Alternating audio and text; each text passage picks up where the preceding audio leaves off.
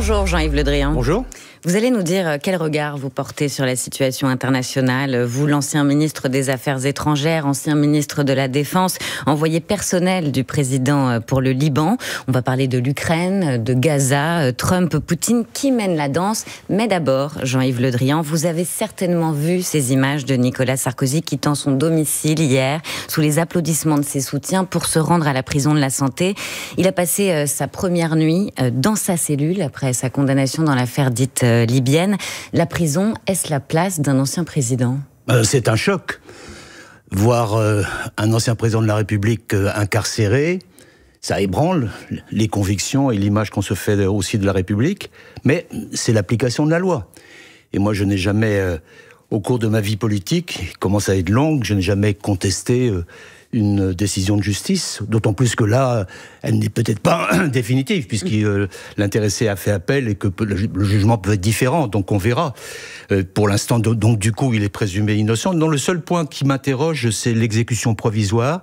Moi, j'avais dans l'idée que c'était applicable s'il y avait un risque pour la société ou un risque pour des personnes, mais peut-être me suis-je trompé. Non, je m'interroge, j'ai pas de jugement à avoir là-dessus. L'exécution provisoire, c'est ce qui fait que Nicolas Sarkozy est incarcéré, même s'il a fait appel, l'appel n'est pas suspensif. L'appel n'est pas suspensif. Il faut revoir cette loi ? Je constate qu'il y a un débat. Non, je ne dis pas qu'il faut revoir cette loi. Je dis j'ai une interrogation parce que je ne pensais pas que l'exécution provisoire s'appliquait, même s'il n'y avait pas de risque pour la société ou de risque pour les personnes. Emmanuel Macron juge que ce débat est légitime, vous aussi donc ? Oui, absolument. Je constate qu'il a lieu.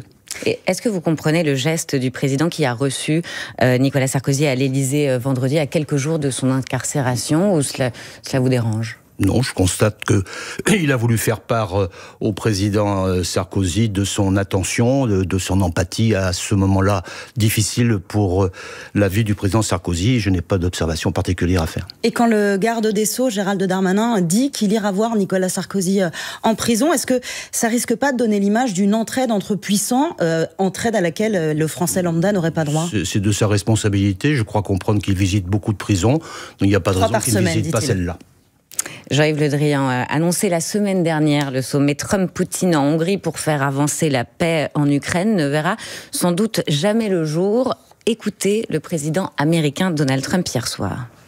Non, je ne veux pas d'une rencontre pour rien. Je ne veux pas de perte de temps. Donc on verra ce qu'il va se passer. Nous n'avons pas encore pris de décision. Alors est-ce que c'est un éclair de lucidité soudain chez Donald Trump, il se rend à l'évidence ? Il ne faut pas se leurrer sur les volte-face réguliers du président Trump à l'égard de la question ukrainienne.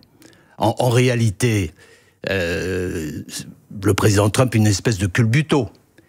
Une espèce de culbuto. Il vient sur la question ukrainienne et il revient toujours à sa position initiale, qui est une espèce de fascination à l'égard de la force que représente Poutine et une espèce de fixation sur la nécessité d'avoir avec Poutine un accord de paix qu'il n'aura pas parce qu'ils sont tous les deux dans une logique différente. Le président Poutine, il a le temps devant lui. C'est lui qui mène la danse, clairement. C'est lui qui mène la danse et c'est Trump qui court après. On l'a vu là encore, après ce coup de téléphone entre le ministre russe et le ministre américain, tout ça est repoussé. Pourquoi ? Parce que il faut, dit le ministre russe, Lavrov, parce qu'il faut au préalable que les raisons essentielles, les causes principales, c'est toujours les mêmes mots, soient réglées, soient clarifiées. Et c'est le discours qui est tenu depuis 3 ans. Quand j'étais encore ministre des Affaires étrangères, le président Poutine parlait des causes essentielles. Et quelles sont les causes essentielles ? Elles sont toujours les mêmes. C'est annexion, c'est démilitarisation de l'Ukraine, c'est dénazification, comme disent les Russes, c'est-à-dire changement de gouvernement. Et puis, c'est le renoncement à l'OTAN. C'est toujours les mêmes 4 points. Et ça n'a pas changé. Ça n'a pas changé. Il y a quelques jours, Donald Trump, après son coup de pile avec Vladimir Poutine, adoptait cette rhétorique du Kremlin. Vous disiez, Donald Trump est fasciné par la force de Vladimir Poutine. Vous pensez que c'est ça, le ressort de cette relation difficile à saisir de l'extérieur entre les deux présidents ? Oui, c'est des allers et retours permanents qui fait que le président Trump se rend compte qu'à Anchorage, il a été abusé d'une certaine manière par le président Poutine lors de cette rencontre du mois d'août.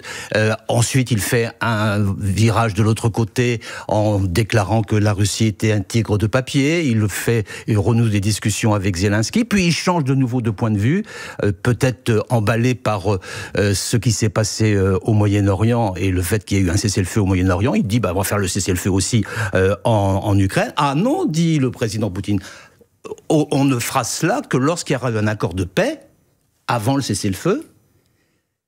Accord de paix avant le cessez-le-feu qui réglera les causes fondamentales. Regardez dans la déclaration de Lavrov, c'est toujours les mêmes mots, les causes essentielles, les raisons fondamentales. Quand on vous écoute, Jean-Yves Le Drian, on a l'impression qu'on tourne en rond et qu'on n'en sortira jamais. Parce que ça sera sur la durée et parce qu'il faut alors impérativement, nous les Européens, soutenir fortement l'Ukraine, parce qu'il faut envisager de soutenir l'Ukraine sans le soutien des États-Unis. Mais pourquoi est-ce qu'il faut soutenir l'Ukraine? Parce que c'est notre sécurité qui est en jeu. Moi, l'image la plus forte que j'ai dans l'esprit là maintenant, à propos du sommet d'Anchorage, en Alaska, au mois d'août, c'est l'image de mon ancien camarade de jeu, si j'ose dire, Sergueï Lavrov, le ministre des Affaires étrangères russe. J'avais l'habitude de le voir en costume cravate, bien mis, bien saillant. Et là, on le voit apparaître avec un t-shirt, comme un adolescent. USSR. Avec Union soviétique. Tout est dit. Tout est là. Et cette image-là montre les objectifs qu'a le président Poutine, qu'a l'administration russe aujourd'hui, c'est de faire en sorte que la Russie retrouve son espace impérial qui était là au moment de l'Union soviétique, qui était là aussi en partie au moment de la période tsariste, et que ce chemin-là ne s'arrêtera pas. Alors, mais qu'est-ce qu'il faut faire parce que vous disiez il faut que les Européens aussi se saisissent du sujet, se fassent entendre. Pour l'instant, on n'a pas l'impression que ce soit le cas. Écoutez le président de la République. Ouais. Il réclamait une place à la table des négociations. Écoutez. À partir du moment où il discuterait de sort de l'Ukraine, les Ukrainiens devraient être autour de la table. À partir du moment où ils devraient discuter de ce qui impacte la sécurité des Européens, les Européens devraient être autour de la table. C'est pas vraiment dans l'ordre des choses que le président français doive tenter de forcer la porte pour pouvoir être à la table des négociations entre Trump et Poutine. Il n'y a pas de table. À ce moment-là. Non, mais il n'y a pas de table. Excusez-moi, il n'y a pas de table. Oui, mais la table n'existe pas. Il espérait la table à Budapest. Alors, en plus, Budapest, c'est dommage pour Viktor Orban qui ne verra pas ses deux complices. Je le dis, des deux complices de Viktor Orban. Président parce que hongrois qui est pro-Poutine. Le fait de tenir la réunion potentiellement à Budapest, elle n'aura pas lieu. C'était une vraie provocation. Pour deux raisons. D'abord parce que la Hongrie de M. Orban est le seul pays européen qui ne soutient pas l'Ukraine. a voté aux Nations Unies avec la Corée du Nord, avec la Russie, avec la Biélorussie, avec d'autres pays aussi démocratiques que ceux-là, contre la protestation face à l'agression de la Russie en Ukraine. Et il a été rejoint à ce moment-là par Trump. C'était au début de l'année, au mois de février 2025. C'était un moment grave où finalement il y avait eu un schisme de l'Occident qui se manifestait. Ça avait provoqué en Europe beaucoup d'inquiétudes. Et Viktor Orban était au milieu de tout cela. Donc provocation et autre provocation. Et camouflé pour les autres Européens qui ont l'air complètement hors jeu. Pardon, Jean-Yves Le Drian. Non, je vais revenir sur le hors jeu. C'est pas le cas. C'est pas le cas. C'est pas le cas. Mais d'autre part, sur Budapest, il y a une forme de symbolisme, puisque c'est à Budapest en 1994 que la Russie, les États-Unis et la Grande-Bretagne ont garanti à l'Ukraine l'intangibilité de ses frontières. On a vu ce que ça a donné. Et on refait ça à Budapest. Donc c'était une vraie provocation, ça n'a pas lieu. La table de négociation n'est pas ouverte. Où est-ce qu'il faudrait l'installer, cette table des négociations ? Normalement aux Nations Unies, ou alors dans une ville européenne, ou à Genève. Bref, il y a des tas d'endroits où on peut le faire. Et vous dites que les Européens ne sont pas hors jeu aujourd'hui ? Les Européens ont pris au mot le président Trump pour dire qu'il faut un cessez-le-feu. Et la réalité, c'est qu'il faut un cessez-le-feu. Et après, il y a des discussions qui s'ouvrent. Et les discussions concernant le territoire ukrainien, évidemment, doivent concerner au premier chef les autorités ukrainiennes. Et par ailleurs, les Européens, puisque la logique même de la Russie, je vous le disais par la symbolique du t-shirt de Lavrov, c'est de reprendre progressivement la place qu'elle avait au moment de l'impérialisme soviétique. Et ça, c'est inacceptable pour les Européens, parce que on n'arrive pas à savoir précisément ce que pensent les Européens. Officiellement, il n'est pas question que l'Ukraine cède ses territoires, mais en coulisses, est-ce qu'on s'y résout déjà ? Est-ce qu'on sait qu'il va falloir renoncer ? Les Européens disent un cessez-le-feu. C'est ce qu'ils ont dit de leur déclaration d'hier. Vous dites que les Européens ne sont pas présents. Si, ils se sont exprimés, y compris avec les Britanniques. Mais sur la ligne de front actuelle. Sur la ligne de front actuelle. Qui devrait servir de base. C'est aussi ce que dit Zelensky. Et à ce moment-là, on discute. Mais les Russes n'en veulent pas, puisque les Russes veulent aller jusqu'au bout de leur logique. Donc il faut se prendre en considération cette réalité qui est rude, mais qui menace aussi notre propre sécurité. Mais est-ce que l'Ukraine devra céder ses territoires? Parce que si on arrête le conflit sur cette ligne de front... C'est aux Ukrainiens de dire comment ensuite ils vont procéder. Mais il faut d'abord commencer par cesser le feu, ce que ne veut pas Poutine, et ce que Zelensky répète régulièrement. Demain se tient un sommet européen à Bruxelles. Jean-Yves Le Drian, il sera notamment question d'utiliser les avoirs russes gelés détenus dans les banques européennes depuis l'invasion russe pour prêter 140 milliards d'euros à l'Ukraine pour s'armer.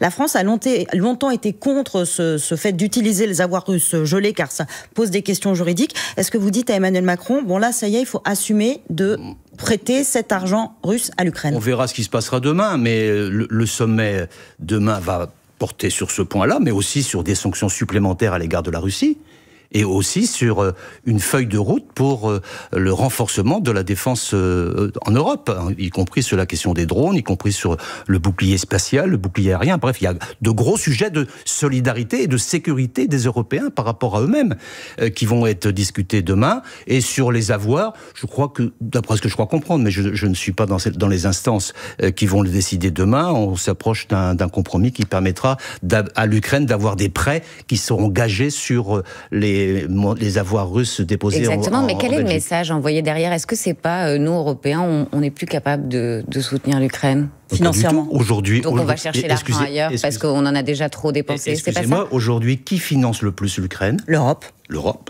Et justement, est-ce qu'on peut se permettre de continuer?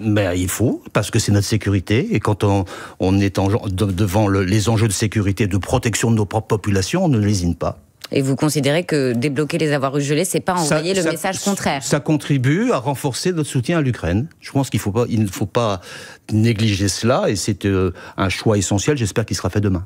Dans un instant, l'autre front de Donald Trump, Gaza, avec vous, Jean-Yves Le Drian, ancien ministre des Affaires étrangères, ancien ministre de la Défense. Mais tout de suite, c'est l'info en 1 minute. Il est 8h46 et c'est Julien Raymond. 88 millions d'euros, c'est l'estimation du montant des bijoux volés au musée du Louvre dimanche dernier. 4 cambrioleurs sont toujours recherchés par les enquêteurs. Les empreintes retrouvées sur les lieux du cambriolage sont en cours d'analyse. Le Louvre qui rouvre ses portes aujourd'hui après 3 jours de fermeture, à l'exception de la galerie Apollon, là où a eu lieu le cambriolage. Jean Castex, auditionné ce matin à l'Assemblée nationale devant la commission du développement durable. Cette audition doit permettre la nomination de l'ancien Premier ministre à la tête de la SNCF. La Corée du Nord a tiré son premier missile balistique depuis plus de 5 mois. Ce tir est aussi le premier depuis l'investiture en juin dernier du nouveau président sud-coréen qui cherche à réchauffer les relations entre les deux pays. Un PSG hégémonique en Ligue des champions de football. Victoire 7-2 hier soir en Allemagne face au Bayer Leverkusen.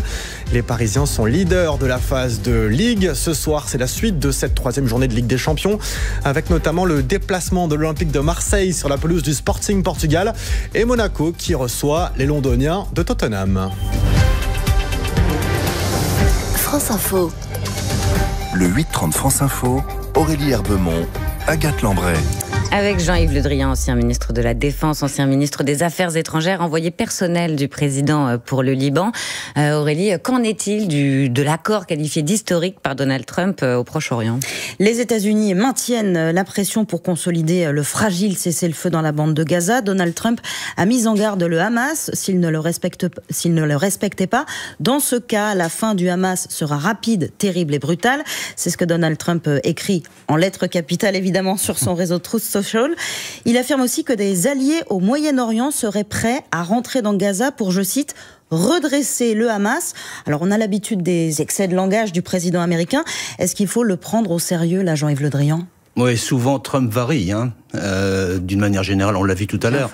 Mais le point de départ, c'est quand même un plan qu'il faut reconnaître de qualité, même s'il y a des incertitudes dans son déroulement, que seuls les États-Unis pouvaient imposer à Israël.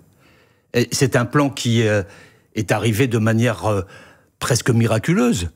puisque lorsqu'on se réfère à l'Assemblée générale des Nations Unies, on a vu le président Trump faire un discours tonitruant au vitriol, quasiment à l'égard de la perspective d'un État palestinien, à l'égard des Nations Unies d'une manière générale, et que quelques jours après, 3 jours après ou 4 jours après, ce plan discuté aussi avec les Arabes et sur la table, et qu'il présente quand même beaucoup d'avantages, en particulier ce grand soulagement qui est le retour des otages, et qui est l'arrêt des bombardements. Mais ça veut dire que la méthode de Trump, si iconoclaste soit-elle, si c'est brutale, complètement iconoclaste, elle fonctionne. mais là, au moins pour cette partie-là, ça a marché. Reconnaissons-le. J'ai été très dur tout à l'heure sur l'Ukraine. Reconnaissons que ça a fonctionné, même si aujourd'hui, on est loin du compte, parce que le plus dur reste à faire. Qu'est-ce qu'il reste à faire ?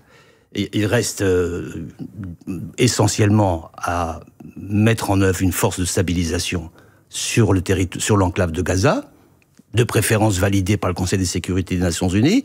Il faut trouver les candidats, et il faut que ça vienne vite. Parce qu'il faudra bien éviter que s'il y a une interruption, s'il y a une action offensive du Hamas, voire d'Israël sur la rupture du cessez-le-feu, il faudra bien qu'il y ait une force qui s'interpose. Cette force-là, il faut la créer. Est-ce que vous êtes optimiste, Jean-Yves Le Drian ? Parce que hier, le vice-président américain disait, lui, qu'il était optimiste. Oui, je pense que ça doit pouvoir avancer. Je remarque en particulier que ce plan et la méthodologie du plan et les étapes du plan sont très cohérente avec le plan franco-saoudien qui avait été exposé quelques jours avant aux Nations Unies par le président Macron. On retrouve des éléments, la force de stabilisation, il faut la faire vite, et puis l'autorité provisoire qu'il faut mettre en place pour assurer à la fois l'acheminement de l'aide humanitaire, pour assurer le redressement, le début de reconstruction, bref, c'est des chantiers énormes. Et à quelle échéance c'est crédible d'avoir ces avancées qui sont nécessaires, essentielles ? Il faut le faire le plus vite possible. Je crois que tout le monde y travaille, à commencer par les Européens et les Arabes, qui ont préparé aussi ensemble toute une série d'initiatives. Ils se sont vus en particulier à Sharm el-Sheikh, lorsque le président Trump s'y est rendu. Vous savez, il y avait beaucoup de retard, et pendant ce retard-là, les Européens ont travaillé avec les Arabes et les pays musulmans pour définir comment la force pourra se mettre en place et comment on va pouvoir mettre en place. Ça veut dire qu'ils auront un rôle à jouer, les Européens ? Essentiel, selon vous ? À mon avis. Parce que ce plan a permis un déblocage, mais son application reste extrêmement difficile. Il faut donc de la volonté, de la détermination. Et puis je rajoute que dans ce plan-là, il y a aussi la démilitarisation du Hamas. L'avancée considérable de l'initiative franco-saoudienne a été d'obtenir des Arabes et des pays musulmans le fait qu'ils fassent pression sur le Hamas pour dire c'est fini. Je pense en particulier à la Turquie, au Qatar, à l'Indonésie, à d'autres pays de ce type. Mais on attend encore la concrétisation de ce point-là. Oui, mais réjouissons-nous quand même que nous sommes dans une phase où les massacres sont terminés, et donc il faut préserver cet acquis de toutes nos forces. Et pas un mot, en revanche, sur la colonisation en Cisjordanie, c'est la grande oubliée de cet accord ? Ça fait partie des sujets à venir, mais je vous fais remarquer que dans l'accord de Trump, article 19, vers un État palestinien. Contrairement à ce qui avait été dit auparavant par le même Donald Trump. Au moment où la France et d'autres pays avaient annoncé leur reconnaissance d'un État palestinien. Et je vous rappelle aussi que lors de l'Assemblée générale des Nations Unies, le président de l'autorité palestinienne, Mahmoud Abbas, avait été interdit de séjour, et que c'est le même Mahmoud Abbas que le président Trump a salué, à qui il a fait l'accolade à Sharm el-Sheikh. Bref, tout ça, c'est plutôt positif, mais maintenant il faut être d'une très grande vigilance, y compris d'ailleurs faire en sorte que le Premier ministre Netanyahou fasse le respect complet des engagements qui ont été pris. C'est fragile, mais il faut que la communauté internationale soit très très vigilante pour que le résultat continue et que le plan se poursuive. Jean-Yves Le Drian, en France, le pays n'est pas encore sorti de la crise politique. Cette semaine, les députés ont commencé l'examen du budget. Vous qui avez pris de la distance, que dites-vous aux responsables politiques ? Parlez-vous ? Trouvez des compromis ? Je pense que le Premier ministre Sébastien Lecornu a raison, dans cette période de crise qui inquiète les Français, de privilégier la stabilité des institutions et donc de faire en sorte qu'il y ait des concessions pour permettre cette stabilité. Donc c'était bien de suspendre la réforme des retraites, c'était une bonne chose. Et le 49.3, et l'abandon du 49.3. Il a trouvé les voies permettant une forme de stabilisation. Il a su parler aux socialistes. Et les socialistes ont eu, je pense, le bon choix de se comporter en parti de gouvernement et de ne pas en rajouter dans l'approfondissement de la crise. Je pense qu'ils ont fait le choix qu'il fallait faire. Donc tout cela, j'espère, va permettre à notre pays d'avoir un budget et de retrouver un peu de stabilité en attendant l'échéance présidentielle. Mais au-delà de ça, ce que je constate, vous avez dit que j'ai pris un peu de recul, ce qui est vrai, ce que je constate, c'est quand même une grande défiance de la population à l'égard des responsables politiques, quasiment même des institutions, avec même parfois des doutes sur la démocratie. Et c'est ce qui me rend inquiet. Peut-être parce que le spectacle renvoyé par la classe politique ces dernières semaines était affligeant, c'est ce que vous avez pensé ? Il y a ça, et puis il y a plus profondément le fait qu'il y a, je crois, une forme de recherche de nouvelles légitimités démocratiques. Il faut s'interroger sur la relégitimation démocratique de notre pays. J'observe que les maires sont très bien vus. Quand vous faites des sondages, c'est l'élu le plus populaire. Les maires ont des codes de popularité, quelle que soit leur tendance, de respectabilité, de reconnaissance par nos concitoyens qui sont tout à fait importantes. Et c'est d'ailleurs très encourageant par rapport aux municipales qui vont avoir lieu. Peut-être parce qu'ils sont moins dans des logiques partisanes que les députés. Oui, non, parce que je vois bien dans les villes, il y a des débats dans les grandes villes, néanmoins, des débats parfois rudes, mais néanmoins les maires sont respectés. Je pense qu'il faut sortir d'une forme de verticalité de l'action publique, de l'action politique, du pouvoir. La verticalité, c'est ce qui caractérise Emmanuel Macron. Oui, mais la verticalité, elle est en route depuis très longtemps.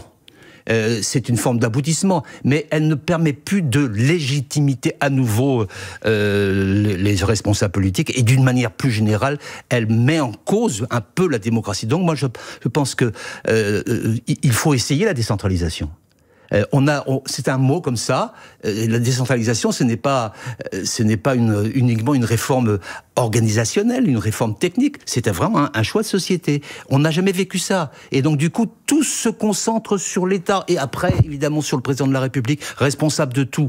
Donc, d'où une perte de responsabilité des acteurs. Et finalement, le sentiment pour nos concitoyens, que tout leur échappe. Revenons à la décentralisation. Pardon. Et j'observe que le Premier ministre, il faut qu'on avance, dans ses propos, a proposé dans ses orientations qu'il y ait un acte important de décentralisation. Je pense que c'est la solution. On entend ce que vous dites, c'est pas ce que fait le président. Par ailleurs, vous disiez que c'était une bonne chose que Sébastien Lecornu ait décidé de suspendre la réforme des retraites.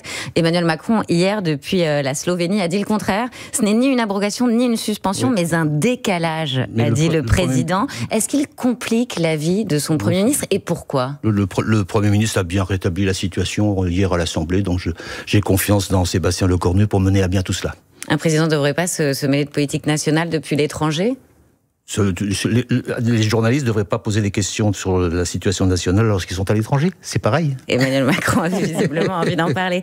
Jean-Yves Le Drian, comme tous les jours, c'est le moment de la question qui à retrouver sur les réseaux sociaux de France Info. Aujourd'hui, la question qui abîme. Un pays ingouvernable, on en parlait, un président décrié et un ancien président en prison. Un braquage spectaculaire en plein jour au musée du Louvre. Vous qui passez beaucoup de temps à l'étranger, est-ce que l'image de la France s'est considérablement abîmé ces derniers mois? Moi, je ne partage pas ce pessimisme sur l'image de la France. Je pense que l'image de la France est nettement meilleure à l'étranger que les Français ont eux-mêmes l'image de leur propre pays. Écoutez, on a eu des Jeux Olympiques somptueux qui restent dans la mémoire de beaucoup d'acteurs au niveau international. Et puis là, vient de se terminer l'exposition universelle au Japon, à Osaka, qui a lieu tous les 5 ans. Figurez-vous que le pavillon qui était sans doute le plus fréquenté, c'était le pavillon de la France. Donc je ne rentre pas dans ce pessimisme, même s'il faut que la France tienne ses institutions. Elle garde une aura, un prestige international réel. Regardez comment le président Macron a été applaudi à l'Assemblée Générale des Nations Unies au mois de septembre, après cette déclaration. Bref, ce n'est pas aussi caricatural que ça. Vous côtoyez les dirigeants du monde entier. Est-ce qu'il y a une scène, une anecdote marquante avec Donald Trump que vous avez pu vivre ces derniers mois, ces dernières années, et que vous pourriez nous raconter ? Oui, il y en a beaucoup, il y en a plusieurs. Sur Trump, il y en a beaucoup, mais il y en a une dont je me souviens plus particulièrement. Devait être en 2018 où le président Macron m'avait demandé d'aller rencontrer de manière confidentielle le président Trump pour une question liée à l'Iran, qui était une question majeure et qui nécessitait un échange direct. Et donc, une question lourde. Et je rentre dans le bureau ovale, donc on est en toute petite configuration. Et là, je vois le président Trump, avec qui je devais parler d'Iran, et j'étais un peu anxieux sur le sujet, me dire je viens de signer un contrat de plus d'1 milliard. Et je suis très content. Je dis, moi aussi, monsieur le président, je suis content pour vous. Et je vais vous donner mon stylo. Parce que ça vous permettra à vous aussi d'en signer d'autres. Le stylo avec lequel il venait de signer le contrat. Avec le stylo avec lequel j'ai gardé le stylo, mais j'ai pas signé de contrat depuis, mais j'ai gardé le stylo.